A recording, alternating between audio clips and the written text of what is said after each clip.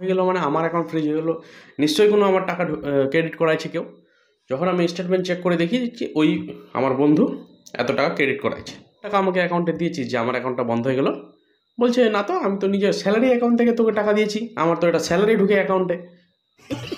তো থাম্বনেল দেখে হয়তো আপনারা বুঝে গেছেন যে আমি কী টপিক নিয়ে আজকে কথা বলবো। তো এই কেসটা আমার কাছে ঘটেছে গত 16 তারিখের মধ্যে, ঠিক আছে। তো একদিন আমি কি করেছি, হঠাৎ করে একটা কাজ করেছি সে আমাদের সিএসপিতে। তো ওর কাছে কিছু টাকা পাওয়া যেত, সে টাকাটা আমাকে পাঠালো আমার ফোনপেতে। ওকে আমি হোয়াটসঅ্যাপে কিউআর কোডটাও পাঠালাম, ঠিক আছে, মার্চেন্ট কিউআর কোডটা পাঠালাম, দাদা আপনি এইখানে টাকাটা পাঠাবেন। ও মাতব্বর করে আমার ফোনপেতেই টাকা পাঠাবে, মানে ওকে কিছু বলা যাবে না, ও আমার ফোনপে থেকেই টাকা পাঠাবে, নাম্বারেই টাকা পাঠাবে। বলছে ও আমি কিউআর কোড জানি না, আমি তোর নাম্বারে পাঠিয়ে দিচ্ছি। ভাবতে পারছো এইরকম মানে কিছু লোক আছে আমাদের ফ্রেন্ড সার্কেলের মধ্যেই যারা এইরকম কাজগুলো করে। এবার আমার অ্যাকাউন্টটা যখন বন্ধ হয়ে গেছে, তো আমি সকালবেলা উঠে একদিন ফোন চালাচ্ছি এবং একজনকে পেমেন্ট করব। তো পেমেন্ট করার সময় কী করলাম, স্ক্যান করলাম, দেখছি পেমেন্টটা করছি, তখন বলছে your payment not allow because your account is fridge.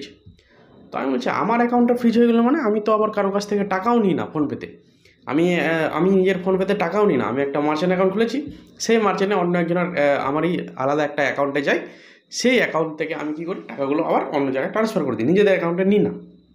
তো আমার অ্যাকাউন্ট ফ্রড হয়ে গেলো মানে আমার অ্যাকাউন্ট ফ্রিজ হয়ে গেলো। নিশ্চয়ই কোনো আমার টাকা ক্রেডিট করাইছে কেউ। যখন আমি স্টেটমেন্ট চেক করে দেখি যে ওই আমার বন্ধু এত টাকা ক্রেডিট করাইছে, ঠিক আছে। তো আমি ওকে বললাম যে ভাই তোর কিসের টাকা আমাকে অ্যাকাউন্টে দিয়েছিস যে আমার অ্যাকাউন্টটা বন্ধ হয়ে গেল। বলছে না তো, আমি তো নিজের স্যালারি অ্যাকাউন্ট থেকে তোকে টাকা দিয়েছি, আমার তো এটা স্যালারি ঢুকে অ্যাকাউন্টে।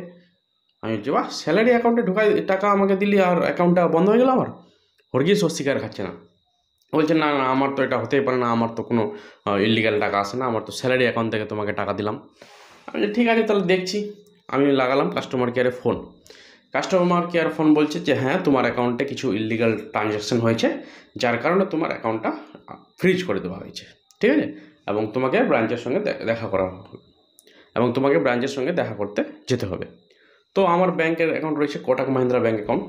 তো আমাদের পাশেই, আমরা মালদা ডিস্ট্রিক্টে রয়েছি, তো আমাদের পাশেই যেমন শিলিগুড়ি রয়েছে, শিলিগুড়ি আমাদের কোটাক মাহিন্দ্রা ব্যাংকের হেড অফিস বা ম্যান ব্রাঞ্চ রয়েছে, ঠিক আছে। তো আমি বলছি ঠিক আছে, তো দেখছি কে কোন টাকা ঢুকাইছে। তো আমি 1903-তে আমি ফোন করলাম, যেটা আমাদের ওয়েস্ট বেঙ্গল বা all India cyber crime number রয়েছে, সেখানে ফোন করলাম। ফোন করে ওরা বলছে যে না আপনার অ্যাকাউন্টে কোনো কী নাই, সাইবার রিপোর্ট খুঁজে পাওয়া যাচ্ছে না, ঠিক আছে। তো আমি বললাম ঠিক আছে, তো আবার সেই কাস্টমারকে ফোন করলাম।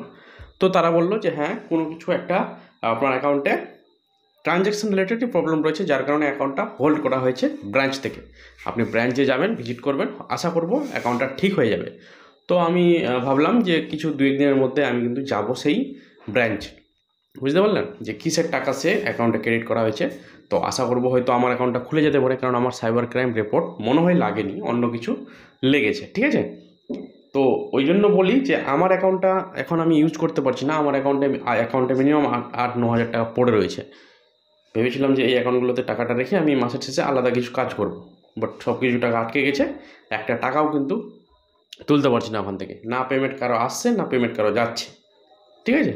তারপরে তো আরেকটা কি, যে আমি মার্চেন্টের অ্যাকাউন্টে কিউআর কোডটা যে রয়েছে, সেই মার্চেন্ট কিউআরের পুরো দিনের আমি ট্রানজ্যাকশান মিনিমাম 5-6 হাজার টাকা আমার ছিল, ঠিক আছে। সকালবেলা চেক করছি যে আমার পুরো মার্চেন্টের টাকাটাও আসেনি এই অ্যাকাউন্টে। তো সঙ্গে সঙ্গে মার্চেন্ট অ্যাকাউন্টটা আমি চেঞ্জ করলাম, সেটেলমেন্ট অ্যাকাউন্টটা চেঞ্জ করে অন্য অ্যাকাউন্টে সেই টাকাটা নিলাম, নাহলে ওই টাকাটাও এই অ্যাকাউন্টে ঢুকলে পরে পুরোটাই সিজ করে দিত অ্যাকাউন্টটা।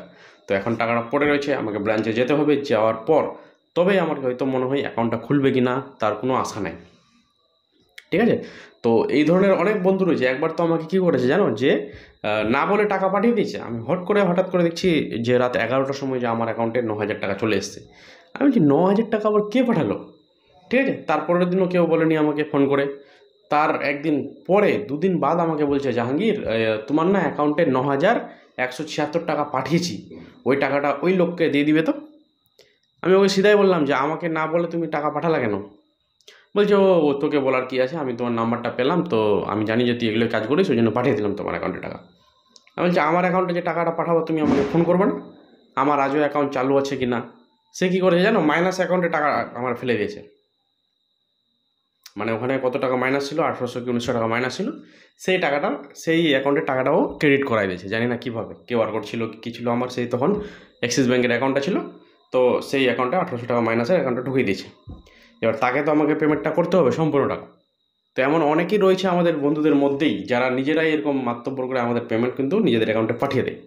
তো ওই জন্য আমরা চেষ্টা করি যে নিজেদের ফোনপেতে কারো টাকা নেবেন না, দরকার পড়লে আপনারা মার্চেন্ট QR কোডে নেন। মার্চেন্ট QR কোডে একটু প্রবলেম কম থাকে, মানে সেটেলমেন্ট যখন হয় কি না, তখন ওরা আলাদা ব্যাংকের মাধ্যমে আপনাকে টাকাগুলো পাঠায়, যেমন গুগল পে বা ফোনপে মার্চেন্টগুলো যেগুলো রয়েছে। চেষ্টা করবেন মার্চেন্ট ফোনপেতে টাকা নেওয়ার, ঠিক আছে। আর এই ধরনের অনেক প্রবলেম আসছে, বাট আমার অ্যাকাউন্টটা হঠাৎ করে এরকম করে দিল। আমি গ্রুপে দিয়েছিলাম সকালবেলা যে দেখেন আমার অ্যাকাউন্টটা ফ্রিজ করে দিয়েছে। অনেকজন বলছে যে আপনি এই সমস্ত ভিডিও বানাচ্ছেন, আপনারই অ্যাকাউন্ট ফ্রিজ করে দিয়েছে সবাই, মানে এত বড় অ্যাটাক করলো আপনার উপরে। তো জানি না ভাই, আমার কেন, আমার থেকে বড় বড় পুলিশ অফিসারও অ্যাকাউন্ট ফ্রিজ করে দেয় যদি কোনো ইললিগাল টাকা ঢোকে। সকালবেলা দেখলাম আমার অ্যাকাউন্টটা বন্ধ রয়েছে, বা কেন বন্ধ হয়েছে জানিয়ে নিয়েছি যে QR কোডের মাধ্যমে। সঙ্গে সঙ্গে আমার CSPতে গেলাম, সবগুলো QR কোড ছিঁড়ে ফেলে দিলাম, দরকার নাই আমার পেমেন্ট QR কোডের। তারপরে আবার ভাবছি যে QR কোডে পেমেন্ট নিব না, তো আবার তো টাকা যেতে হবে আনতে, তখন ফের আবার একটা নতুন করে অ্যাকাউন্ট QR কোডে লাগালাম।